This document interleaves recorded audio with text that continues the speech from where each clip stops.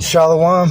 I want to give all the praise, all the glory, all the honor unto Yahweh, Ba'ashem, Yahweh Shai, Ba'ashem, Rakah Kudash. Double honors goes out to the elder apostles of Great Millstone for teaching me the truth. Also want to acknowledge all the Akyam who are pushing the truth with sincerity throughout the four corners of the earth. And Shalom. Shalom to the elect of the nation of Israel. This is Shabai from the GMS Denver camp. And just going to read Nehemiah, the first chapter through the Spirit. Alright, it reads, the words of Nehemiah, the son of Hakaliah. And it came to pass in the month Chislew, in the 20th year, as I was in Shushan, the palace, that Hanani, one of my brethren, came, he and certain men of Judah. I was in Shushan, the palace. That Hanani, one of my brethren, came, he and certain men of Judah, and I asked them concerning the Jews that had escaped, that were left of the captivity, and concerning Jerusalem.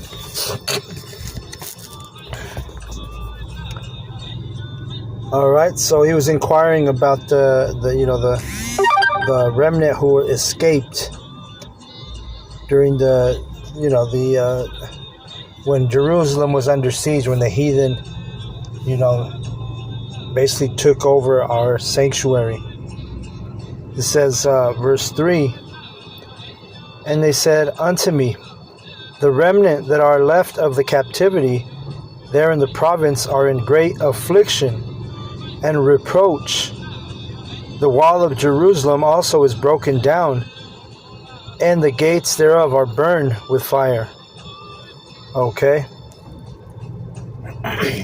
So this would have been during the time when the heathen, the Babylonians, destroyed the temple.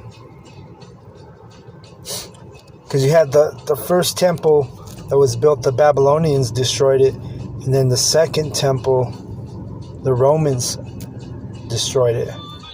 And then now, currently, the third temple, which are the men who are raising up in this knowledge and this truth, Esau's still trying to destroy this temple, which is a spiritual temple,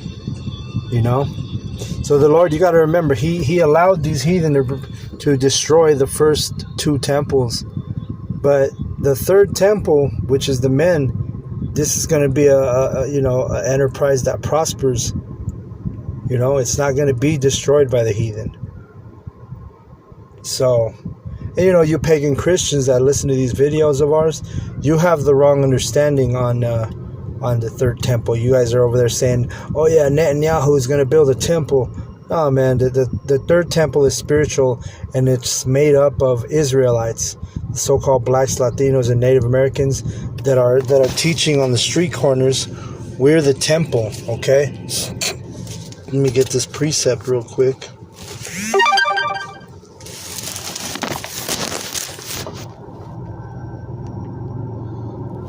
Let's see.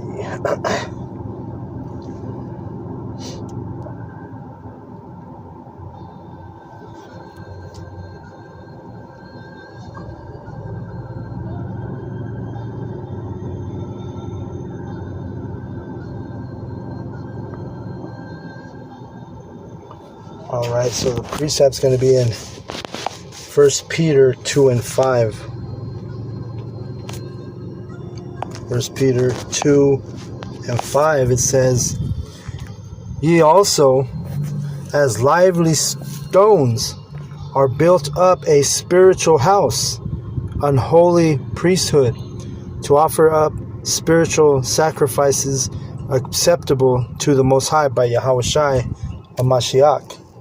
So the whole reason we're able to understand the scriptures is because of what Yahweh Shai did, right? When he went up on that cross for the elect of Israel. He went up for all Israel, but right now Yahweh is dealing with the elect of Israel. That's who's going to gain salvation. Okay? But nonetheless, the lively stones were likened unto lively stones.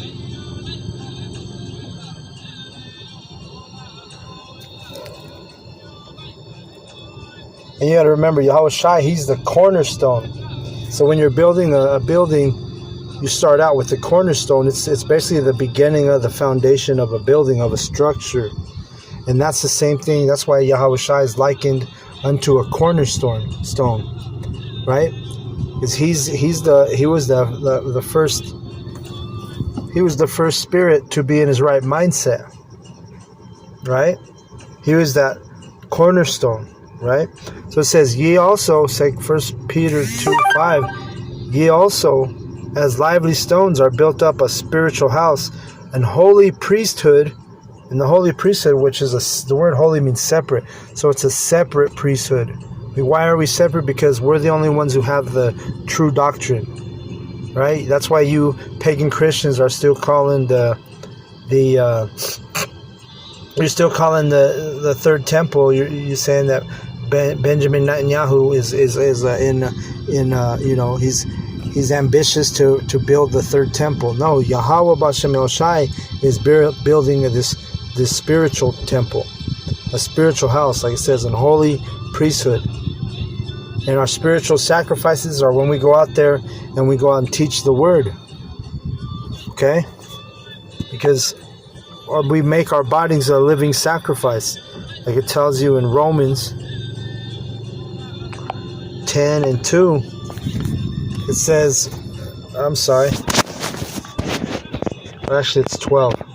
Well, Romans 12, and I'll read 1. It says, I beseech you, therefore, brethren, by the mercies of the Most High, that ye present your bodies a living sacrifice, holy, acceptable unto the Most High, which is your reasonable service. And be not conformed to this world, but be ye transformed by the renewing of your mind, that ye may prove what is that good and acceptable and perfect will of the Most High. All right, so we're renewing our mind because we're coming into remembrance of these scriptures. Okay, but nonetheless, we're that third temple, that spiritual house, holy priesthood. All right, and every time we go to teach, we're making our bodies a living sacrifice, because you have these haters of the heathen, starting out with Esau, Edom. They don't like us. And there's going to be a time when there's going to be great persecution where they're going to put hands on us.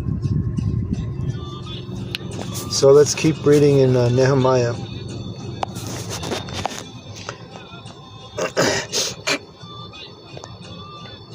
It says in verse 4, and it came to pass, when I heard these words, that I sat down and wept, and mourned certain days, and fasted and prayed before the Most High, Yahweh of heaven. And I said, I beseech thee, which means I urge thee, O Yahweh B'Shem Yahushai, the power of heaven, the great and terrible power that keepeth covenant and mercy for them that love him and observe his commandments. Okay. And the thing is look at Nehemiah. Was he celebrating when he found out that the Israelites were not doing so good? They were in great affliction, they were in reproach, like it read in verse 3. All right, let me read it again. And they said unto me, the remnant that are left of the captivity, talking about the remnant of Judah, right? And there in the province are in great affliction and reproach. The wall of Jerusalem also is broken down, and the gates thereof are burned with fire. And see, so Nehemiah, was he happy to hear that report? No, he was mourning. He literally says he wept. He mourned certain days. He fasted and prayed before the Most High of heaven. And that's the spirit of the elect, and starts out with the prophets. We are in the spirit of mourning. We have a vexation of spirit towards this place. We're not like hoping America continues on and we can build an empire here in America, and we can start a business, become rich. No, we're waiting for the kingdom. We have our eye on the kingdom.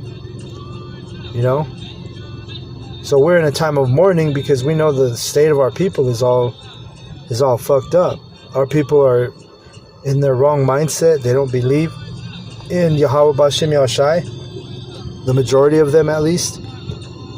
So, this is a time of mourning, right? And it tells you in Ecclesiastes, it's better to go to a place of mourning than a house of mirth, right? Let's see if I can...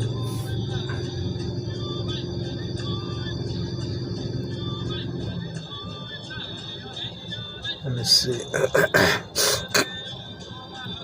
I don't remember where it's at. Let me see if I can find it on there.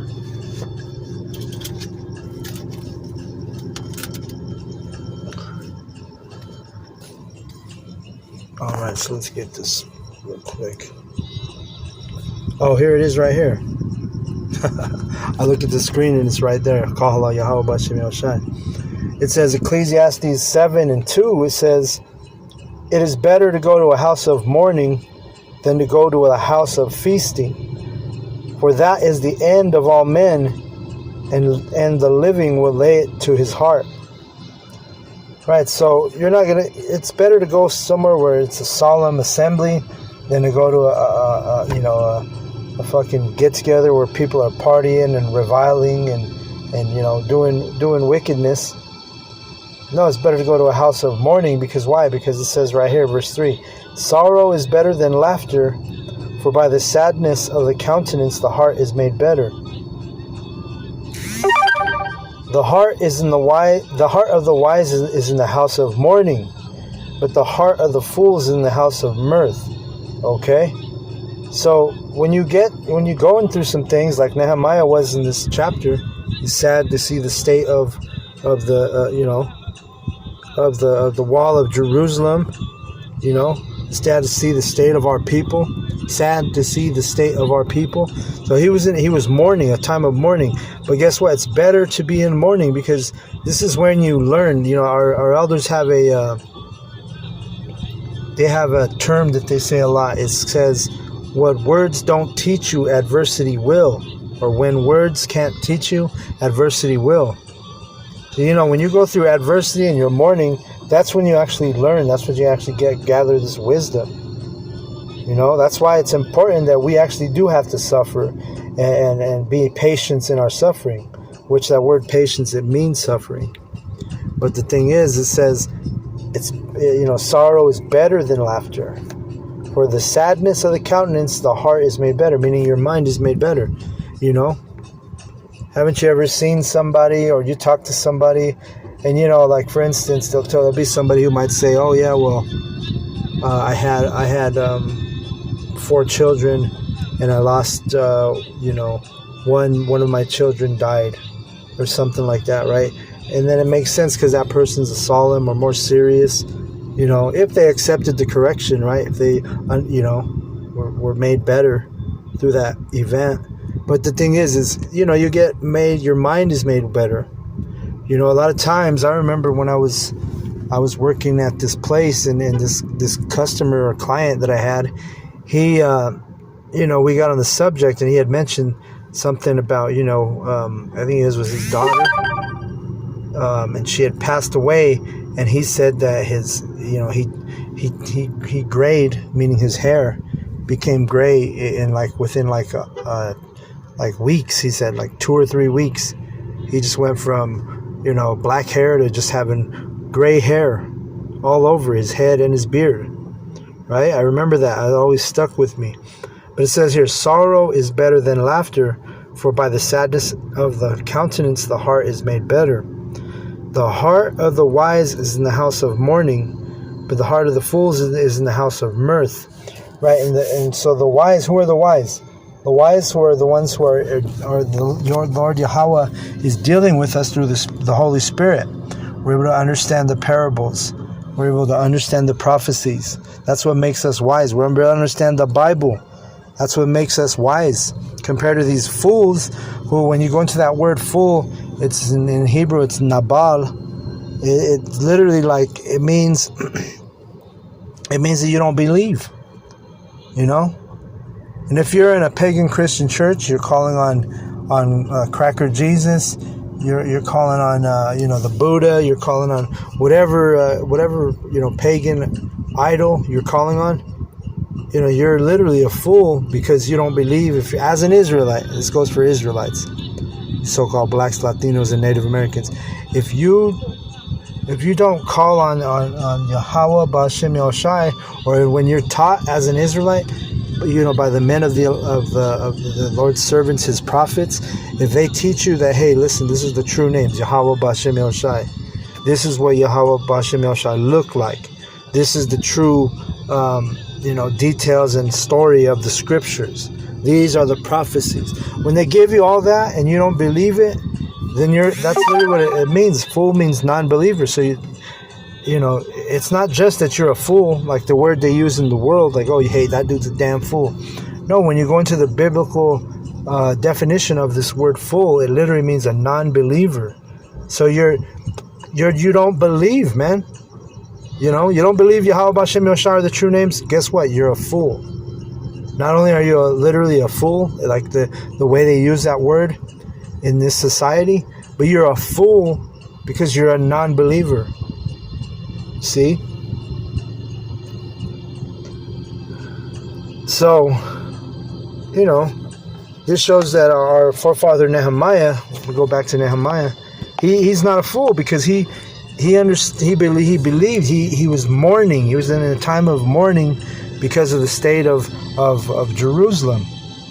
It saddened him to learn about the state of the temple and the walls of Jerusalem.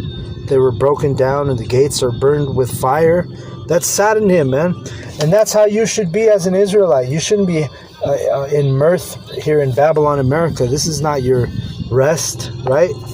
It goes to Micah 2:10. It says, "Arise ye and depart, for this is not your rest, because it is polluted, it shall destroy you, even with a sore destruction." So you're not supposed to be you're not supposed to be just totally content here in Babylon.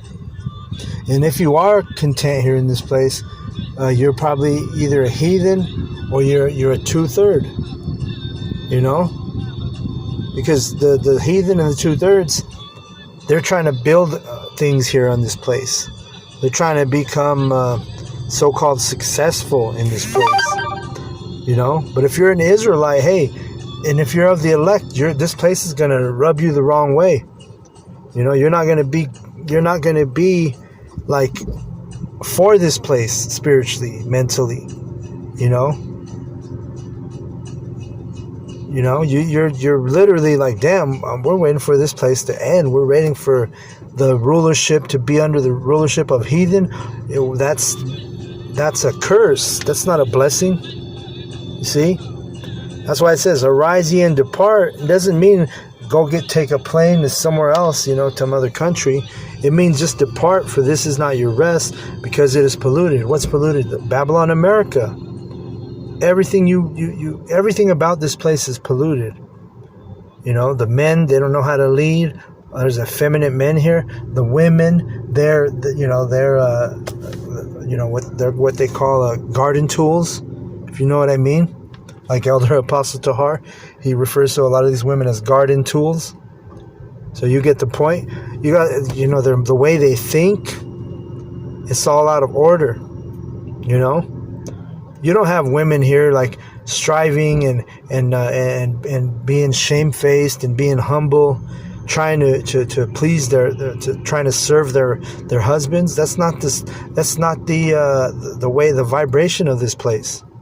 In fact, it's the exact opposite. You got women who are they're trying to show out while they have a husband.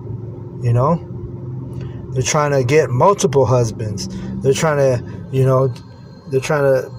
usurp authority over men. It's all kind of disorder in this place. It's polluted. The food's polluted. The air you breathe is polluted. They got the chemtrails daily. That's like 24/7 they're spraying these things. See?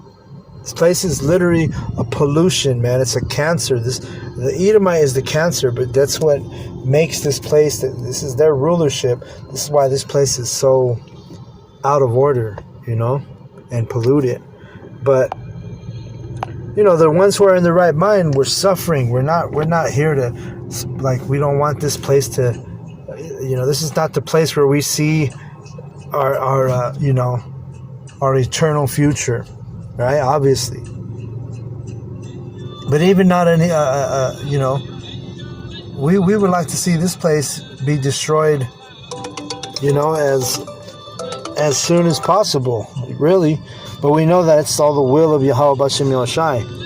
So we just got to stay patient, That's why we got to suffer.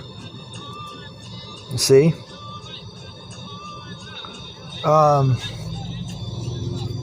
So yeah, this is saying, let me get back to that. That's the thing. Your countenance changes, you get wiser when you suffer. Okay? Let me get in verse. And then, I want to grab a precept too, real quick, because that's the way the elect are gonna feel. You're gonna. Well, let's get this real quick. It comes to mind. What is it? Ezekiel. Yeah, Ezekiel 9:4. It says, "And Yahweh B'Shem Yahushai said unto him, Go through the midst," and he's talking to the angel, the death angel. "Go through the midst of the city, through the midst of Jerusalem, and set a mark upon the foreheads of the men that sigh and that cry for all the abominations that be done in the midst thereof." Okay? And what does sighing and crying means? It means you're mourning, You're mourning in this place. But that's who's going to receive salvation, the ones who are in that state of mourning, not the house of mirth or the house of... what was it? What it said in Ecclesiastes 7? I forgot what it said already. Let's see, Ecclesiastes 7:2.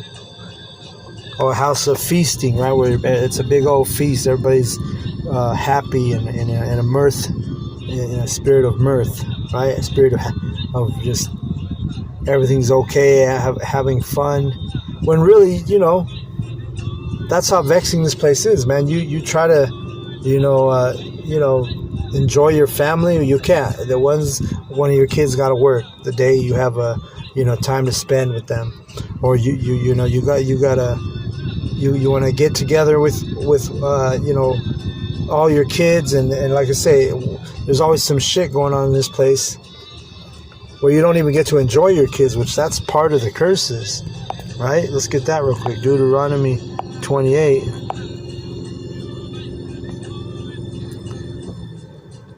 Like it says, "Thou shalt have children and not enjoy them."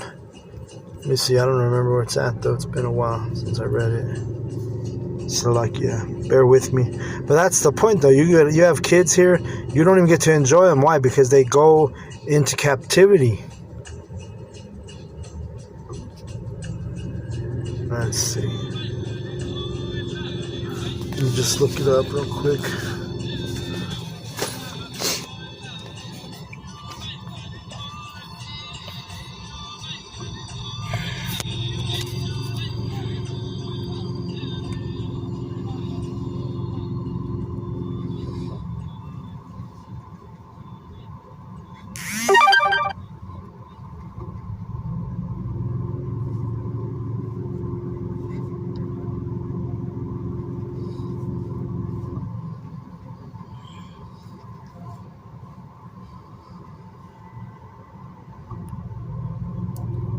Deuteronomy 28:41. Alright, it says,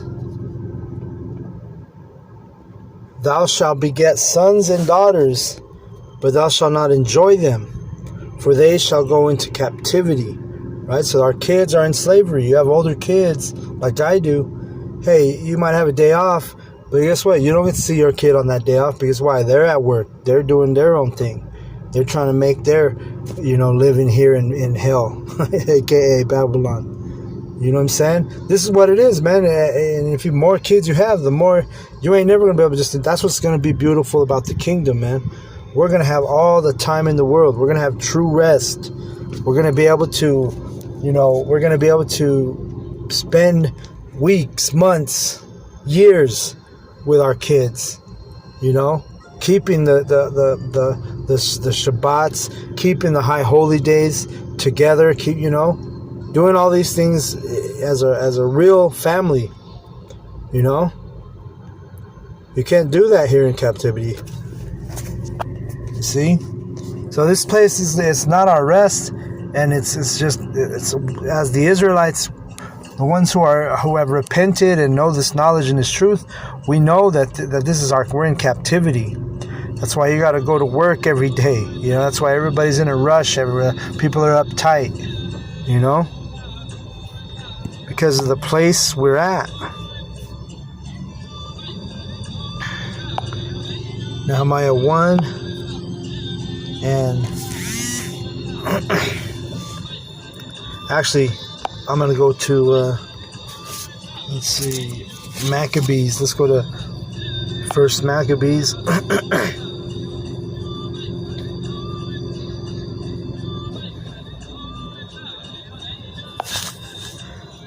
First Maccabees 2 and 7.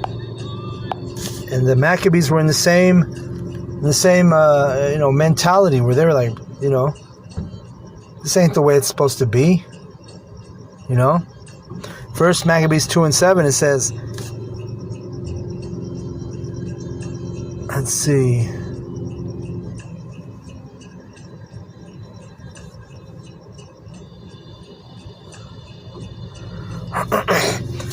I'll read it from the top. It says, in those days arose Mattathias, the son of John, the son of Simeon, a priest of the sons of Jorib, from Jerusalem, and dwelt in Modin, and had 5 sons, Johanan, called Cadiz, Simon, called Thassi, Judas, who was called Maccabeus, Eleazar, called Avaran, and Jonathan, whose surname was Aphus. And when he saw the blasphemies that were committed in Judah and Jerusalem, he said, woe is me! Wherefore was I born to see this misery of my people and of the holy city, and to dwell there when it was delivered into the hand of the enemy, and the sanctuary into the hand of strangers. Her temple is become as a man without glory. Right. So that's how you should be. That's the mindset you should be in. When you look at the misery of our people, you're like, dang, why am I here to see this?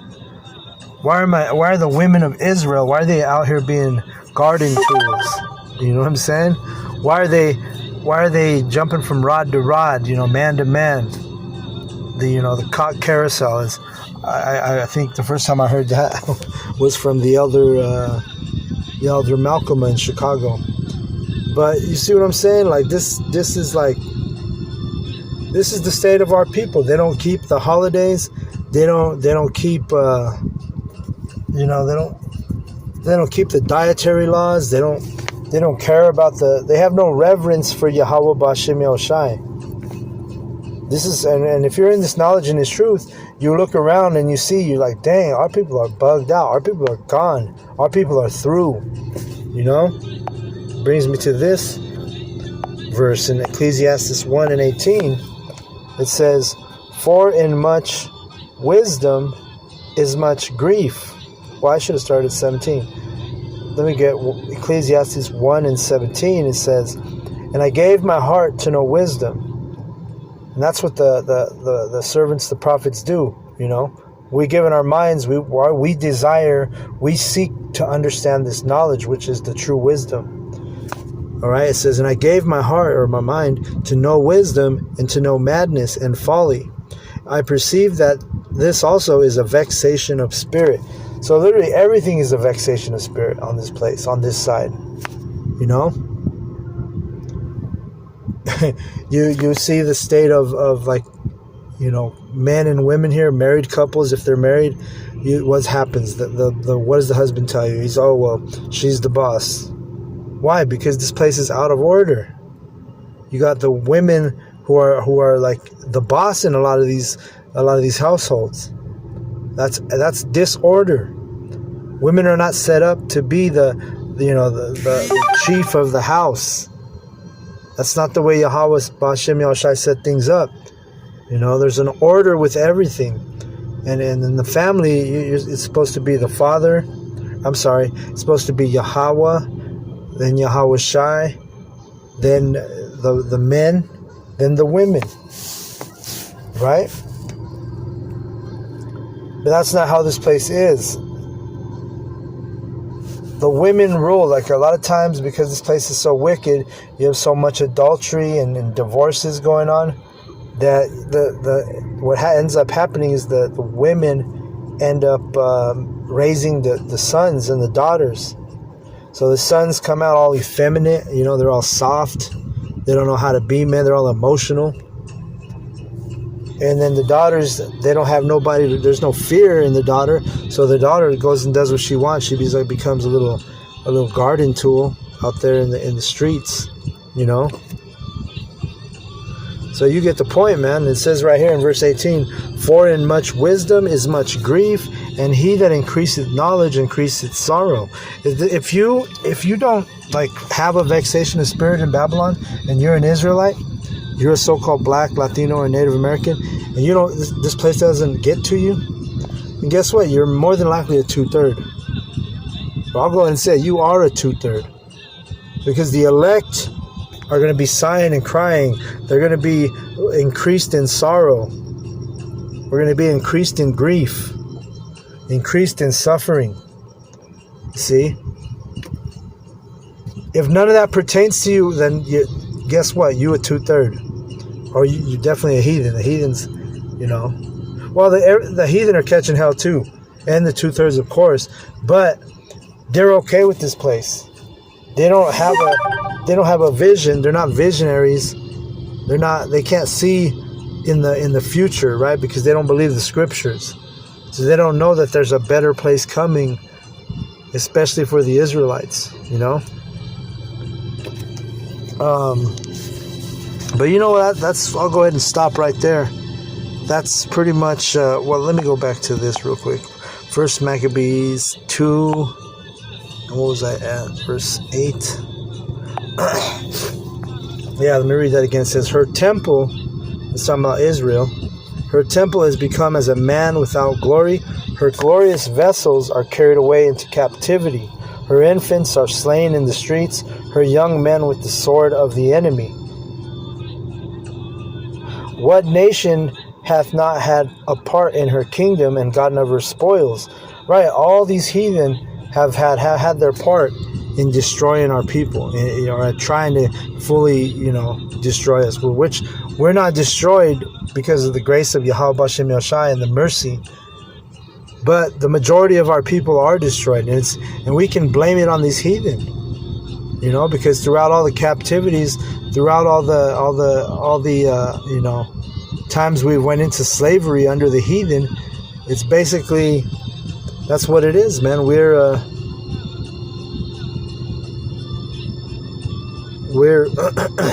We've been the spoils. That's why it says, what nation hath not had a part in her kingdom and gotten of her spoils? Like, who hasn't taken advantage of the Israelites throughout history? And the answer is none of them. All the heathen have taken advantage of us, right?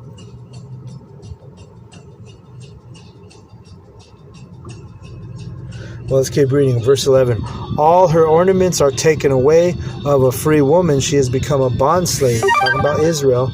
Remember, Israel, Zion, another word for Israel is Zion. And we're likened unto a comely and delicate woman in the eyes of Yahweh. In verse 12 it says, and behold, our sanctuary, even our beauty and our glory is laid waste, and the Gentiles have profaned it. Talking about the temple. Talking about Jerusalem. Like, that's why, and remember, Jerusalem is a people before it's a place. So you have, Nehemiah, I started out the lesson, he was weeping, he was crying. Why? Because of the report he had gotten from the men of Judah. How the state of our people, the state of the Jerusalem, the state of the walls, state of the gates being burned, And that's what we are. We're a spiritual temple, and Jerusalem, which is the Israelites, represents the Israelites, all the tribes. The men who are the spiritual temple, we're able to spiritually look at our people and see that they're destroyed. and it makes us feel some type of way, you see. And that's the mindset you should be in. If you don't have any sentiment that is likened into what I've been talking about, and guess what? You're not an elect, man. You're a 2/3. You belong to your daddy, the devil, right now. But you be in your right mindset when the destruction comes. All right. So with that, I want to give all the praise, all the glory, all the honor unto Yahweh, Bahashem, Yahushai, Bahashem, Rakah, Kodash. Double honors goes out to the elder apostles of Great Millstone for teaching me the truth. Also want to acknowledge Al-Akyam, who are pushing the truth with sincerity throughout the four corners of the earth. Shalom to the elect.